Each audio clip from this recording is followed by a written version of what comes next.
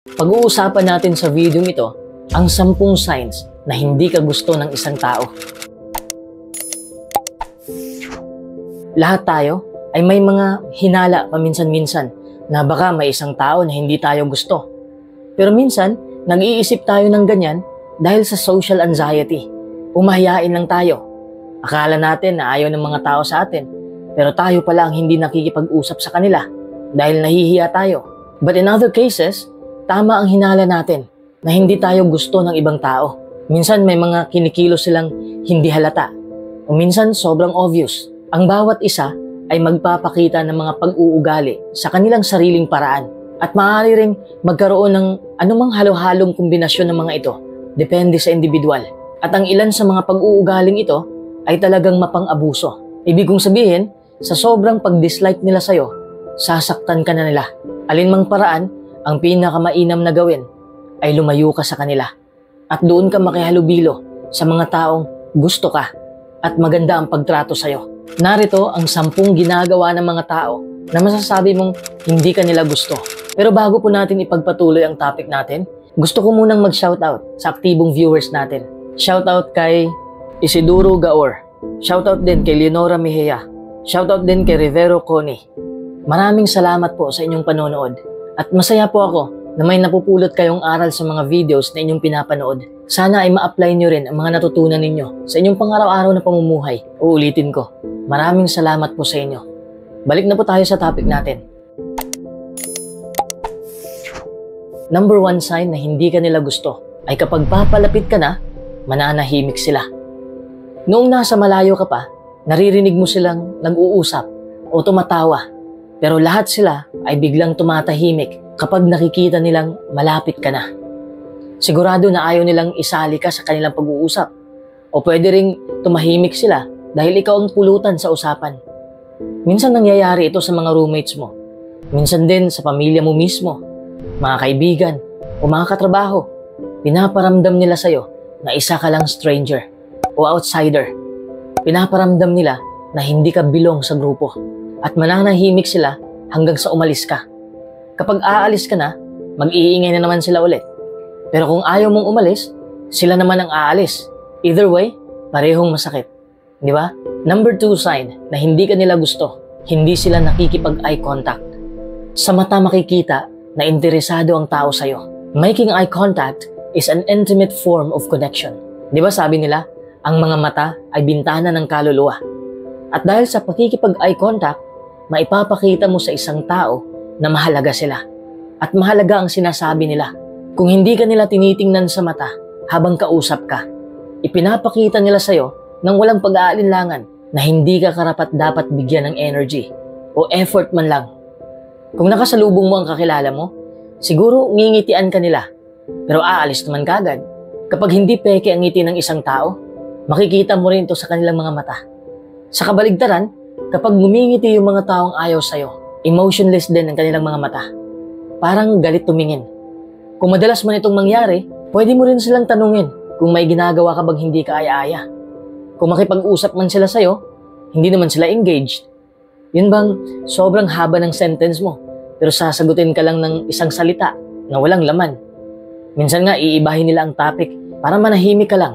Pansinin mo ang body language ng tao. Huwag kang magpapadala sa malambing nilang boses at huwag kang magpapadala sa matamis nilang ngiti dahil makikita mo sa kanilang mga mata ang katotohanan. Pero tandaan po ninyo na ang ilang tao ay nahihirapang makipag-eye contact sa mga tao para sa iba't ibang dahilan. Kaya hindi po tayo pwedeng mang-judge na wala silang pake porket hindi sila nakikipag-eye contact sa atin. In short, dapat lawakan natin ang ating pang-unawa. Number 3 sign na hindi ka nila gusto, dumistansya sila sa'yo.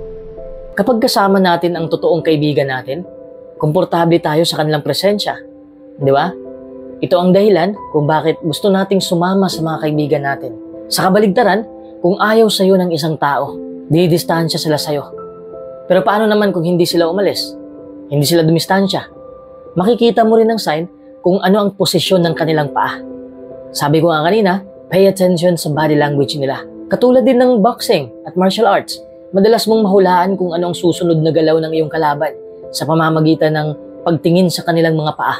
Kung ang isang tao ay nakatayo na ang isang paa ay nakaharap sa'yo at ang isa ay nakaharap sa ibang direksyon, nangangahulugan ito na nagpaplano na silang lumayo. Ayaw nilang kausapin ka o paglaanan ka ng oras. Gagawa sila ng dahilan para lang hindi kayo magkita o mag-usap. Pero kung sakaling pumayag sila sa plano ninyo na magkita kayo, gagawa pa rin sila ng dahilan para hindi matuloy ang plano.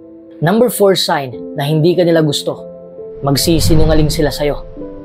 Kung talagang passive-aggressive ang isang tao at hindi masabi ng diretso sa'yo na ayaw nilang magkasama kayo o magkausap kayo, magsisinungaling sila. Tapos ang masaklap pa, hindi ka imbitado sa mga party o hindi ka yayayain sa inuman. Tapos makikita mo na lang sa mga post nila na gumagala sila. At maramdaman mong na left out ka dahil hindi ka nakatanggap ng imbitasyon. Kung sakali mang pupunta ka, ipaparamdam pa rin nila sa'yo na hindi ka welcome doon sa pamamagitan ng pag-iwas sa'yo. Mararamdaman mo naman yan. Number 5 sign na hindi ka nila gusto. Hindi sila magte-text sa'yo o hindi sila magre-reply sa'yo. Kung ayaw sa'yo ng isang tao, hindi nila priority ang mag-message o mag-reply sa'yo. Malamang sasabihin mo na baka busy lang. Iba po ang galaw ng taong busy sa hindi ka priority. Kung talagang ayaw ka nila, hindi sila mag-aaksaya ng oras. Number 6 sign na hindi ka nila gusto. Pagtatawanan ka nila. Isang classic na asal mula sa isang taong hindi ka gusto ay ang ida-down ka kapag nasa harap ka ng karamihan. Parang ginagawa kang talunan at clown. May mga tao talagang insultuhin ka ng direkta. Ang taong ito ay natutuwa sa iyong mga pagkakamali at matutuwa kung may mangyari mang nakakahiya sa iyo. Patuloy nilang babanggitin ang mga pagkakamali mo para lalo ka pang masaktan. Mas kawawa ka kung may nakuha silang kahit anong footage dahil ilalagay nila yun online para pagtawanan ka ng lahat. This could be emotionally or physically, but inevitably results in you feeling pain and them laughing about it. Tapos sasabihin pa nila na sobrang OA mo dahil ang dali mong mag-react o masaktan. Number 7 sign na hindi ka nila gusto. Gagawan ka nila ng issue. Maaaring magsinungaling mga kapatid mo para mapahama ka sa mga magulang mo. Maaaring mag-imbento ng mga kwento mga kaibigan mo upang iwasan ka ng ibang mga kaibigan. Maaaring sumipsip ang katrabaho mo. Sasabihin nila sa boss mo na tamad ka sa trabaho at hindi ka nagtatrabaho ng maayos o may sinabi ka raw o ginawa kang hindi ka aya-aya. Sa madaling salita, sinusubukan nilang mag-mock rake sa anumang paraan upang gawing hindi komportable ang buhay mo o upang alisin ka sa eksena. Dahil hindi ka nila nire-respeto o gusto, wala silang anumang insentibo para respetuhin ang iyong mga personal boundary. May mga paksabang sensitibo para sa'yo na hiniling mong huwag nang pag-usapan? Kung ganon, makatitiyak ka na patuloy pa rin nilang babanggitin ng mga yon. Tapos ikakalat pa nila kung anong nalalaman nila tungkol sa'yo. Number 8 sign na hindi ka nila gusto. Makikipagtalo sila sa'yo. Basically, this is just arguing for its own sake. Kahit alam na nila na tama ka tungkol sa isang particular na paksa, pero gusto lang nilang inisin ka. Kahit magdala ka pa ng lahat ng uri ng patunay at ebidensya na tama ka, hindi pa rin sila magpapatalo. Ultimately, gusto nilang galitin ka at natutuwa sila kapag nakikita ka nilang apektado. Kung nahaharap ka sa mga ganitong sitwasyon, huwag mo silang pakitaan ng reaksyon at siguradong mabuboard sila. Makikipagtalo sila sa'yo dahil wala silang paki sa emosyon o kagustuhan mo. Isa ka lamang kasangkapan na gagamitin nila para sa kanilang kaginhawaan. Number 9 sign na hindi ka nila gusto. Sobra silang nice sa'yo. Yung taong sobrang bait sa'yo ay maaaring hindi talaga mabait na tao. Maaaring nag-o-overcompensate sila dahil talagang ayaw nila sa'yo. Pero nakakaramdam sila ng sama ng loob dahil wala silang valid na dahilan para sa kanilang pag-ayaw. O baka ginagawa nilang mga magaganda upang madistract ka at maalis ka sa harapan nila. Number 10 sign na hindi ka nila gusto. Sasabat sila habang nagsasalita ka pa. Iniisip kasi nila na walang laman ang mga sinasabi mo, kaya't pinapatigil ka nila tuwing magsasalita ka. O hindi sila interesado sa paksa na pinagsasabi mo, kaya't magsasalita sila habang ikaw ay nagsasalita at babaguhin pa nila ang paksa. Wala silang respeto sa'yo, kaya tiyak na hindi nila ibibigay ang space at oras para ipahayag ang sarili mo. Minsan, hindi nila gagamitin ang 10 signs na ito. Kasi minsan, may mga taong prangkang sasabihin sa'yo na hindi ka nila gusto. But it can be either a blessing or an immense disappointment, depending on circumstances. At least meron ka ng malinaw na sagot, kaysa sa mag-overthink ka pa. Di ba? Kung napagdaanan mo na ang signs na ito, at napansin mong ipinapakita ng mga tao na hindi ka nila gusto, sobrang sakit niyan, lalo na kung talagang gusto mo sila. At umaasa kang mananatili ang inyong pagkakaibigan. Minsan nga magtataka ka kung may problema ba sa'yo. Walang problema sa'yo. Minsan, hindi mo makukontrol ang desisyon ng mga tao at hindi mo mapiplease ang lahat. Isipin mo lang na ang daming tao sa paligid, kaya huwag kang manatili sa mga taong walang gusto sa'yo. Doon ka sumama sa mga taong pinahalagahan ka.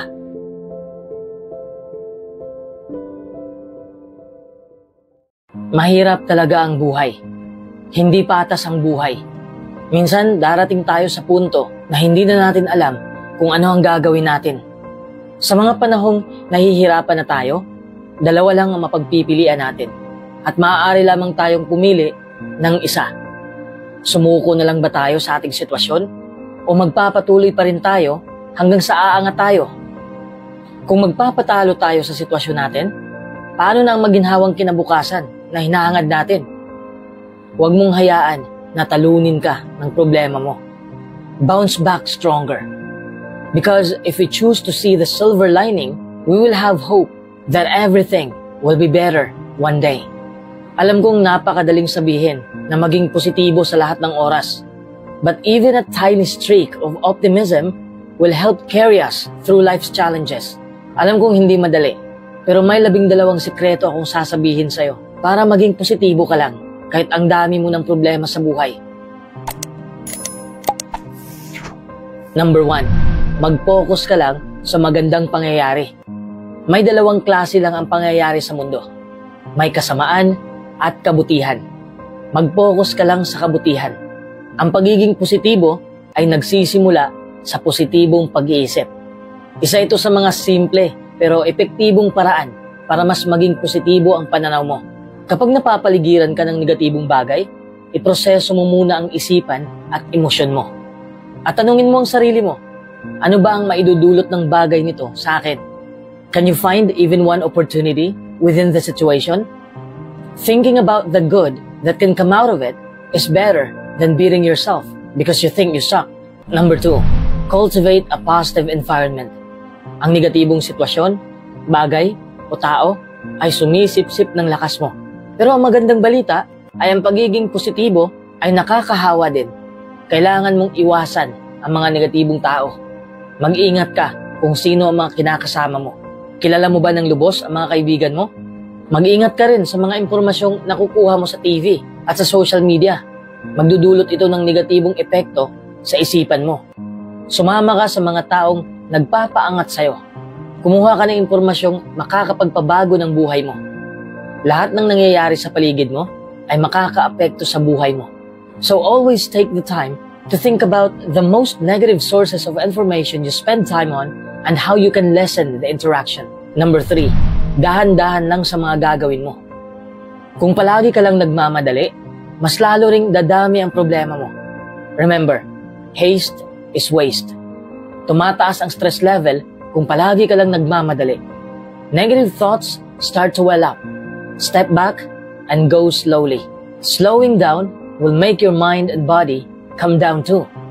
Madali lang nating maiintindihan ang isang bagay kung hindi natin ito minamadali. Kung negatibo ng pag-iisip mo, tandaan mo na may malaking epekto ito sa buhay mo. Number 4, huwag mong palubuhin ang maliit na problema. Madali lang mag-isip ng negatibo. At ang maliit na negatibong yan ay hahadlang sa ating paglalakbay. It becomes a terrifying mountain in our mind. Para maiwasan mo ito, pigilan mo agad ang iyong sarili. Breathe and refocus to get a more grounded perspective on the situation. Matuto kang bumitaw sa mga maliliit na bagay na hindi naman mahalaga sa buhay mo. Ang negatibong bagay ay hindi nangangahulugan na yan na ang buo mong pagkatao. Ang maliit na bagay ay maliit na bagay lang. Tigilan mo na ang pag-o-overthink ng lahat. Kasi hindi mo naman makukontrol ang sitwasyon mo. Ang reaksyon mo lang ang tanging makukontrol mo. Number 5, bigyan mo ng positibong pananaw ang ibang tao. The law of karma states, what you send out will return to you. When you give positivity to the people around you, you will receive positivity in return.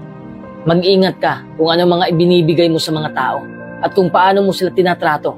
Mag-ingat ka sa mga pinagagawa mo. Kung ano ang ibinibigay mo sa ibang tao at kung paano mo sila tinatrato, ay may tao rin na gagawa nito sa'yo ng parehong ginagawa mo. Try to think about the good in other people because how you think of them tends to have a big effect on how you view yourself.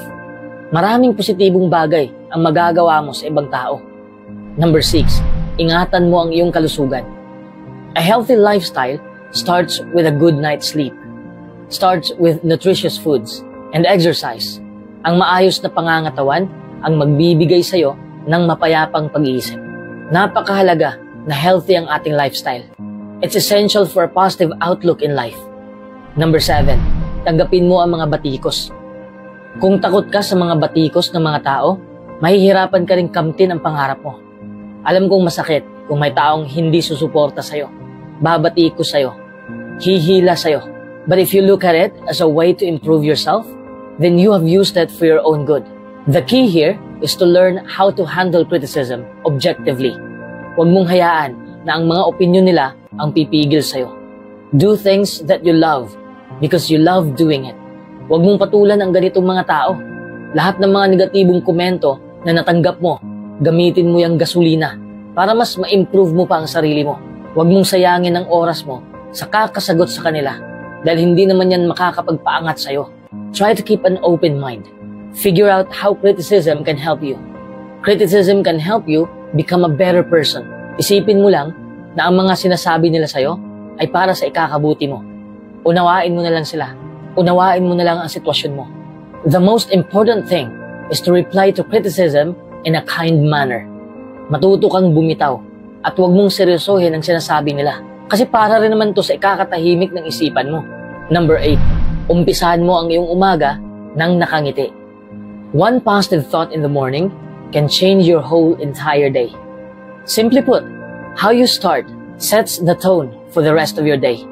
So be careful about how you spend your mornings. Organize your day for a more productive workflow. Number 9, practice mindfulness. Be mindful throughout your day. When you practice mindfulness, it becomes so much easier to access positive emotions. Practice to mindfully stay in the moment you are in. Always put your full attention on what's going on around you. Mag-focus ka lang sa araw ngayon. Feeling and reconnecting with the present moment can have a very positive effect on the rest of your day. Practice mindfulness. Number 10, isipin mo lang ang positibong bagay. Oo, maraming negatibong bagay sa mundo, pero hindi rin natin maitatanggi na palaging may positibong bagay din sa paligid.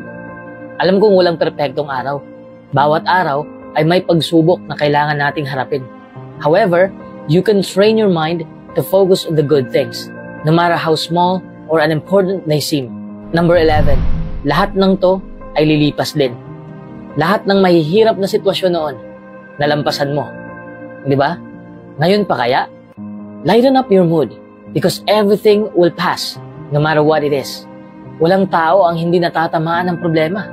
Kahit mayaman ka pa o kahit mahirap ka, tatamaan ka ng problema. Tayong lahat ay may problema. May kanya-kanya tayong problema sa buhay. Minsan mabibigat, minsan madali lang solusyonan. Hindi natin makikita ang problema ng ibang tao dahil hindi naman nila sinasabi sa publiko. Alam mo naman na madaling magtago ng problema. Tingnan mo ang mga tao sa social media. Parang walang problema. Di ba? People are only sharing happy things that happen to them. They never share how their life sucks. Katotohanan itong mga sinasabi ko. Hindi lahat ng bagay na mararanasan natin ay maganda lang. Minsan may mga karahasan. Minsan hindi patas. Pero ang pinakamahalaga ay kung paano mo inalagaan ang isipan mo. Number 12, sa bawat problema, may pagkakataon. Sabi ko nga kanina, lahat tayo ay may problema. Hindi lang ikaw. Ang pinagkakaiba lang ay kung paano natin nilabanan, kung paano natin sinulusyonan. Ang problema natin ang huhubog sa ating karakter. Ito ang nakakapagpatatag sa atin. It exercises our ability to manage up. It's an opportunity to develop efficiency. Ang problema ay bahagi na ng ating buhay. Hindi ito bangungot ng buhay. Look at it as an interesting challenge. May isa lang akong idadagdag. the power of positive thinking. It is a concept that people from all around the world are familiar with. For some people, it can feel a little cliche, but for those who have embraced positive thinking, they will tell you it works. Truly, we are all capable of being a positive person. We just need to start believing and practicing it. And the sooner we do, the greater the benefits we'll realize.